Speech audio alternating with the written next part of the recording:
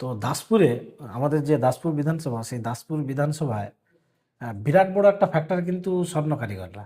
হুম। এবং বিজেপি এটা নিজেরা দাবি করে যে সমস্ত স্বর্ণ কারিগররা যদি ভোটের সময় চলে এসে তাহলে কিন্তু বিজেপি জিতে যাবে, তৃণমূল সেখানে হেরে যাবে।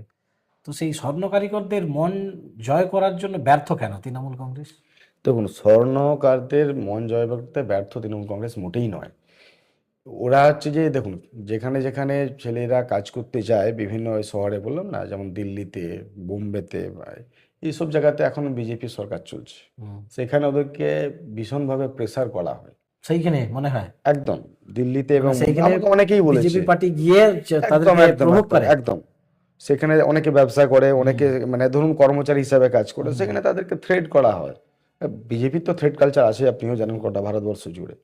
ঠিক আছে, তো সেখানে এমনভাবে তাদেরকে থ্রেট করা হয় বা তাদেরকে ধমকানো হয়, তো স্বাভাবিকভাবে কেউ কেউ এরকম বলতে বাধ্য। আমাকে অনেকেই বলেছে, কিন্তু তারপরেও ভোটটা আমাদেরকেই দেয়, কারণ জানে যে ওনারা ওইখানে কাজ করলেও ওনারা বাবা মা বা বাকি যে পরিবার তো এখানে থাকে, তো শান্তিতে তারা এখানে আছে।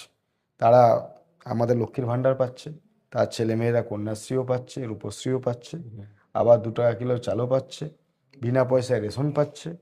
ঠিক আছে, এবং তারা বার্ধক্য ভাতাও পাচ্ছে। ঠিক আছে, তো সেই জায়গায় তারা তো দেখতে পাচ্ছে আমরা শান্তিতে আছি, কোনো সমস্যা নেই, তারা কেন ভোট দেবে না? আর তারা তো কেনই তৃণমূলের বিপক্ষে যাবে? মোটেই যাবে না। এবং এই দাবিটা টোটালটাই অমূলক বলে মনে করি।